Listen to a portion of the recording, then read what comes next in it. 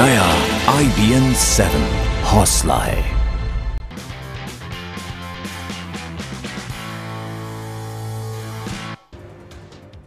और दिल्ली के उप मुख्यमंत्री मनीष सिसोदिया ने आज राज्य सरकार के सभी सचिवों और विभाग के अध्यक्षों की बैठक बुलाई है। आखिर क्यों और क्या है इसकी वजह बताएंगे आपको, लेकिन खबर अब आईपीएल से जुड़ी। आईपीएल के फाइनल में पहुंची मुंबई इंडियंस और ये एक धमाकेदार एंट्री फाइनल में मुंबई इंडियंस की हुई है। चेन्नई को 25 रन से हराकर क्वालिफायर मुकाबले में मुंबई इंडियंस ने ये जीत दर्ज की है और एक बेहतरीन वापसी करते हुए आईपीएल सीजन 8 में मुंबई इंडियंस ने आखिरकार फाइनल में जगह बना ली। लीग मैचों में बेहद खराब शुरुआत रही और उसके बाद जबरदस्त वापसी करते हुए रोहित शर्मा की कप्तानी में मुंबई इंडियंस ने कल खेले गए पहले क्वालिफायर में चेन्नई सुपर किंग को 25 रनों से हरा दिया और इसी के साथ मुंबई इंडियंस आईपीएल के इतिहास में तीसरी बार फाइनल में पहुंचने वाली, चेन्नई के बाद सबसे ज्यादा बार फाइनल में पहुंचने वाली दूसरी टीम बन गई है। मुंबई इंडियंस ने टॉस जीतकर पहले बल्लेबाजी करते हुए लैंडल सिमंस के 65 रन और कैरन पोलार्ड के ताबड़तोड़ 41 रनों की बदौलत 187 रनों का बड़ा स्कोर खड़ा किया। जवाब में चेन्नई सुपर किंग्स की पूरी टीम 19 ओवर में 162 रनों पर ही ढेर हो गई। मुंबई की ओर से मलिंगा ने 3 जबकि भज्जी और विनय कुमार ने 2-2 विकेट झटके हैं। पोलार्ड को 17 गेंद में 44 रन बनाने के लिए मैन ऑफ द मैच चुना गया। हमारे सहयोगी विमल कुमार इस वक्त फोन लाइन पर मौजूद हैं ज्यादा जानकारी के साथ। विमल, सीजन में शुरुआत बेहद खराब थी मुंबई इंडियंस की, लेकिन धमाकेदार एंट्री फाइनल में की है और अब ऐसे में आईपीएल सीजन 8 की विजेता की एक बड़ी दावेदार भी मुंबई इंडियंस। निश्चित तौर पर प्रशांत, और अगर सिर्फ ज्यादा दिन हमें पीछे जाने की जरूरत नहीं है। अगर सिर्फ 10 दिन पहले अगर किसी ने कहा होता है कि मुंबई की टीम फाइनल में पहुंचेगी तो हर कोई शायद हम लोगों पर हंसता, लेकिन यही कहानी है। अगर मुंबई इंडियंस की देखें और पिछले सीजन की जो स्क्रिप्ट है वो पूरी तरह से वो दोहरा रहे हैं। पिछले सीजन में उनकी शुरुआत बेहद खराब रही थी, लगातार 5 मैच हारे थे उन्होंने, लेकिन जबरदस्त कमबैक किया था और वो प्लेऑफ में पहुंचे थे। इस बार उन्होंने और बेहतर खेल दिखाया। अगर आप देखा जाए फर्स्ट हाफ में पहले 7 मैच में उन्होंने सिर्फ 2 मैच जीते थे, लेकिन आखिरी के 7 मैचों में उन्होंने जबरदस्त खेल दिखाया है। और कल जिस तरह से चेन्नई सुपर किंग्स के खिलाफ, जो बहुत मजबूत टीम मानी जाती थी, चेन्नई की टीम जिनका प्लेऑफ में मुंबई के खिलाफ रिकॉर्ड भी बहुत अच्छा रहा था, इस पहले जब भी प्लेऑफ में ये दोनों टीमें 5 बार भिड़ी थी, 4-1 से पलड़ा भारी था चेन्नई का। लेकिन कल अगर आप देखें, कल मैच के दौरान, पूरे मैच के दौरान जब रोहित शर्मा ने टॉस जीता, उसी समय से लग रहा था कि इस मुंबई की टीम के हौसले एकदम अलग तरह से बुलंद है। हाँ, इतना जरूर कहा जाएगा कि चेन्नई की टीम को कुछ अंपायर के गलत फैसलों का शिकार होना पड़ा और ये अपने आप में हैरान करने वाला था कि प्रेस कॉन्फ्रेंस के दौरान महेंद्र सिंह धोनी ने ड्वेन स्मिथ के फैसलों को लेकर सार्वजनिक तौर पर आलोचना की। आमतौर पर धोनी ऐसा करते नहीं है, लेकिन कहीं ना कहीं ये धोनी जैसे कूल कैप्टन को भी की झुंझलाहट को भी दिखाता है। मुंबई के साथ इस तरह की हार की उम्मीद शायद उन्होंने भी नहीं की होगी। विमल, लेकिन अक्सर देखा यह जाता है कि धोनी जिस तरह की कप्तानी के लिए जाने जाते हैं, भले ही उस मैच में उनका योगदान ना हो, लेकिन कप्तानी के दम पर मैच निकाल ले जाते हैं। क्या कुछ ऐसा ही रोल निभाते इस बार रोहित दिखाई दे रहे हैं अपनी टीम के लिए?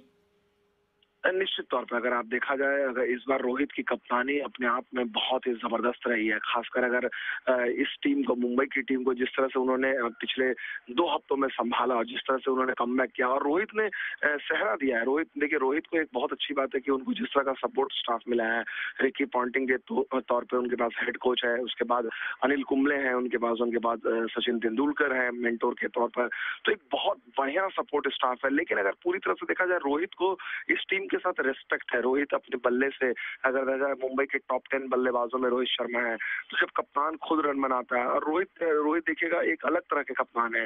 वो एकदम धोनी की तरह कैप्टन कूल नहीं है और ना ही विराट कोहली की तरफ ओवर एग्रेसिव है।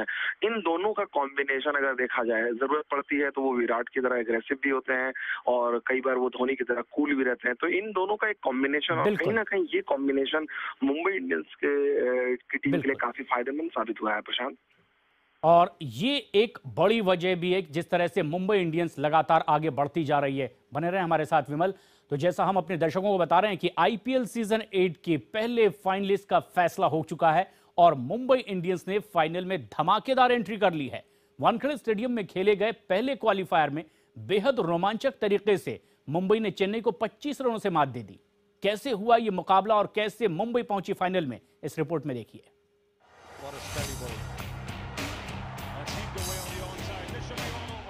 वापसी के बादशाह मुंबई इंडियंस। जी हां, आधे सीजन तक जो टीम लीग में सबसे नीचे थी, आखिर में आते आते वो न सिर्फ प्लेऑफ में पहुंची बल्कि लीग की टॉप टीम को पीटते हुए फाइनल में पहुंच गई। मुंबई के वानखेड़े स्टेडियम में खेले गए पहले क्वालिफायर में रोहित की सेना ने ऐसा प्रदर्शन किया कि धोनी के धुरंधर कहीं भी टिक नहीं पाए। चाहे बल्लेबाजी हो, गेंदबाजी हो या फील्डिंग, हर विभाग में मुंबई चेन्नई से 21 साबित हुए। मुंबई की जीत में गेंदबाजों ने काफी अच्छा प्रदर्शन किया। 188 रनों के विशाल लक्ष्य का पीछा करने उतरी चेन्नई की टीम की शुरुआत बेहद खराब रही और 0 के स्कोर पर ही उनका पहला विकेट गिर गया। इसके बाद हस्सी और डुप्लेसी ने जरूर अच्छे हाथ दिखाते हुए टीम को संभाला और जरूरी रन रेट को नियंत्रण में रखा, लेकिन इसके बाद गेंद फेंकने आए भज्जी ने चेन्नई की धज्जी उड़ा दी। एक ही ओवर में रैना और धोनी का विकेट लेकर हरभजन ने चेन्नई को बैकफुट पर ला दिया, जिसके बाद धोनी की सेना उबर नहीं पाई और सिर्फ 162 रन तक ही पहुंच पाई। इससे पहले मुंबई ने टॉस जीतकर वानखेड़े के पट्टा विकेट पर पहले बल्लेबाजी का फैसला किया और टीम के ओपनर पार्थिव पटेल और लैंडन सिमंस ने इस फैसले को सही साबित भी किया। दोनों ने पहले विकेट के लिए सिर्फ 10.4 ओवर में 90 रन की साझेदारी की। सिमंस ने सिर्फ 51 गेंदों पर 65 रनों की शानदार पारी खेली। अच्छी शुरुआत के बाद हालांकि मुंबई की टीम मिड ओवर्स में थोड़ा लड़खड़ाई और शुरुआत में 200 के स्कोर पर पहुंचती दिख रही टीम का 17 ओवर के बाद स्कोर 144 रन पर 4 विकेट हो गया।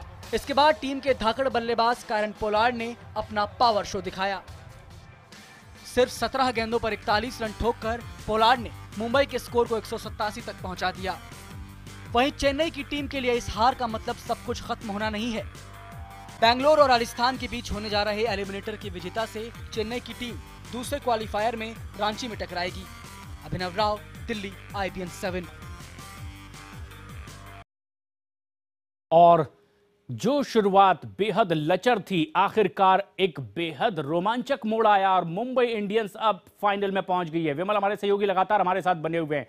विमल, हम ये भी जानना चाहेंगे कि आखिर कौन सा वो टर्निंग पॉइंट हम माने कि जिसमें मुंबई इंडियंस ने इस पूरी सीरीज में वापसी की और फिर एक मजबूत दावेदार भी बन गई। मुझे लगता है निश्चित तौर पे जब इन्होंने लीग मैच में चेन्नई को जाकर चेन्नई में हराया, उस समय तक मुंबई की टीम ने अगर देखा जाए संभली नहीं थी, लेकिन चेन्नई की टीम बहुत मजबूत मानी जाती है और अपने घर में पिछले 2 साल में उन्होंने एक भी मैच नहीं हारा था। जब रोहित शर्मा की टीम ने धोनी की टीम को चेपॉक में हराया, मुझे लगता है कहीं ना कहीं उसके बाद से इस मुंबई की टीम का पूरा बॉडी लैंग्वेज बदल गया है। उनको एक ये हौसला मिला कि अगर हम चेन्नई जैसी मजबूत टीम को, जो लीग में लगातार अच्छा खेल रही है, हिस्टोरिकली इतनी अच्छी टीम है, इनको इनके घर में जाके हरा सकते तो हम किसी भी टीम को हरा सकते हैं। और उसके बाद से रोहित शर्मा की टीम पूरी तरह से बदली हुई नजर आई। एक बहुत अहम टर्निंग पॉइंट रहा। और दूसरा एक अहम टर्निंग पॉइंट मुझे लगता है कहीं ना कहीं जो इन्होंने ओपनिंग पार्टनरशिप पार्थिव पटेल और लैंडन सिमंस, जब से ये जोड़ी बनी, क्योंकि शुरुआत में मुंबई ने कई खिलाड़ियों को आजमाया।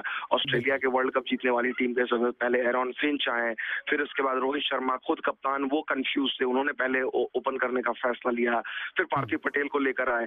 आखिरकार जब लैंडन सिमंस और पार्थिव पटेल की जोड़ी को इन्होंने आजमाया, जो दाएं हाथ के और बाएं हाथ के बल्लेबाज हैं, दोनों आक्रामक अंदाज में खेलते हैं, मुझे लगता है कहीं ना कहीं इस जोड़ी ने सबसे अहम भूमिका निभाई। क्योंकि मुंबई का मिडिल ऑर्डर हमेशा से मजबूत रहा है। रोहित शर्मा को देखें, किरण पोलार्ड को देखें, अंबाती रायडू को देखें, तो उनके पास एक बहुत बेहतरीन बैटिंग लाइनअप है। लेकिन कहीं ना कहीं ओपनिंग पार्टनरशिप ने जिस तरह से लगातार कंसिस्टेंटली अगर आप देखा जाए, पटेल और सिमंस की जोड़ी ने रन बनाए और यही काम कल भी उन्होंने किया।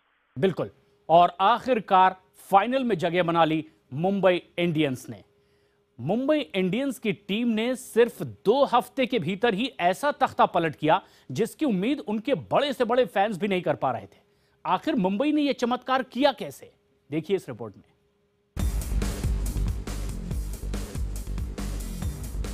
अप्रैल का महीना जब खत्म हुआ तो IPL में आधे मैच पूरे हो चुके थे।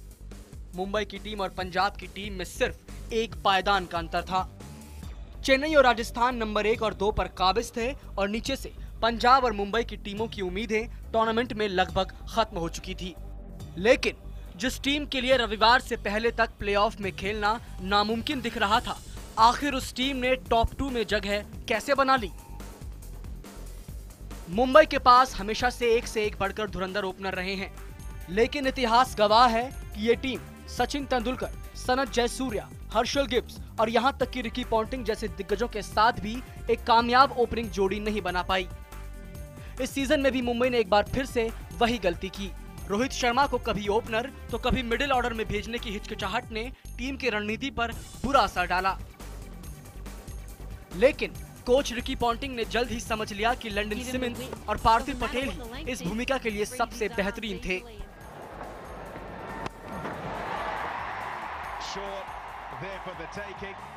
जगदीशा सुचित और हार्दिक पांड्या, ये दो नाम ऐसे हैं जिन्हें आईपीएल तो दूर की बात, फर्स्ट क्लास क्रिकेट में भी शायद ही किसी ने इससे पहले सुना हो। मैसूर के 21 साल के सुचित ने अब तक एक भी फर्स्ट क्लास मैच नहीं खेला है, लेकिन लेफ्ट आर्म स्पिनर के तौर पर उन्होंने इस बार प्रज्ञान ओझा जैसे अनुभवी खिलाड़ी को मुंबई इंडियंस की प्लेइंग 11 से लगातार बाहर रखा। सुचित ने 11 मैचों में अहम मौकों पर 9 विकेट लिए। टीम इंडिया का भविष्य माने जाने वाले दिल्ली के उन्मुक्त चंद आधे दर्जन मैच के बाद भी छाप छोड़ने में नाकाम रहे, तो पॉन्टिंग ने उस खिलाड़ी पर दांव खेला जिसे पहली बार देखकर ही वो उनके मुरीद बन गए।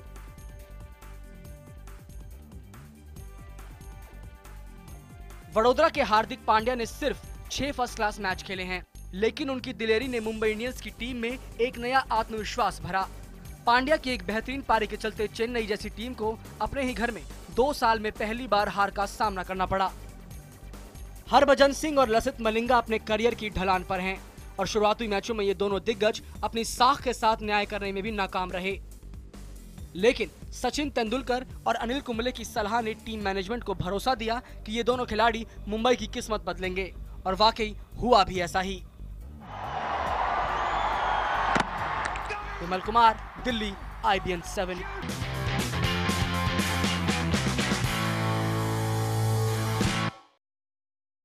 और अब बात दिल्ली सरकार और वहां उपराज्यपाल के बीच छिड़ी जंग की।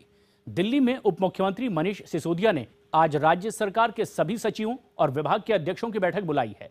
सूत्रों के मुताबिक इस बैठक में मनीष सिसोदिया सभी अफसरों को नियमों की जानकारी देंगे। ये बैठक सुबह 10 बजे बताई गई है। हम आपको ये भी बता दें कि दिल्ली सरकार ने सोमवार रात को ही आदेश जारी किया कि उपराज्यपाल के आदेश पर अमल से पहले संबंधित मंत्रियों से इजाजत लेना बेहद जरूरी है। पिछले एक हफ्ते में कम से कम 4 बार एलजी साहब की तरफ से ऑफिसर्स को सीधे निर्देश दिए गए, चीफ मिनिस्टर को बाईपास करके, मिनिस्टर्स को, काउंसिल ऑफ मिनिस्टर्स को बाईपास करके सीधे एलजी की तरफ से निर्देश दिए गए, जैसे राष्ट्रपति शासन में दिए जाते हैं। दिल्ली की कार्यवाहक मुख्य सचिव शकुंतला गैमलिन की तैनाती को लेकर दिल्ली सरकार और उपराज्यपाल के बीच जारी जंग अब राष्ट्रपति के दरवाजे तक पहुंच चुकी है। दिल्ली के मुख्यमंत्री अरविंद केजरीवाल और उप मुख्यमंत्री मनीष सिसोदिया के पहले दिल्ली के उपराज्यपाल नजीब जंग भी राष्ट्रपति से मिल चुके हैं। वैसे मनीष का दावा है कि राष्ट्रपति ने उनकी बात गंभीरता से सुनी, लेकिन उधर उपराज्यपाल इस मामले में एक कदम और आगे बढ़ाते हुए गृह मंत्री राजनाथ सिंह से भी मिल लिए। राजनाथ सिंह ने इस मसले पर कुछ भी नहीं बोला। सवाल यह है कि आखिर दिल्ली में चल रही इस लड़ाई में कौन सही बोल रहा है। अरे चीफ मिनिस्टर का चीफ सेक्रेटरी है, आपका चीफ सेक्रेटरी तो नहीं है ना। अब निपेंद्र मिश्रा को जब मोदी साहब अपॉइंट करना चाहते थे तो उन्होंने कानून बदला, और ये हक अगर चीफ मिनिस्टर का है तो उसका रहना चाहिए। दिल्ली एक पूर्ण राज्य नहीं है, तो इसके लिए कुछ अलग प्रावधान संविधान में किए गए हैं, जिसमें कि दिल्ली सरकार को वो सारे अधिकार नहीं हैं जो बाकी राज्यों को होते हैं। संविधान की धाराओं के मकड़ जाल में फंसे इस विवाद पर अब बीजेपी के वरिष्ठ नेता और वित्त मंत्री अरुण जेटली कूद पड़े हैं। हालांकि उन्हें आम आदमी पार्टी से जवाब भी मिला।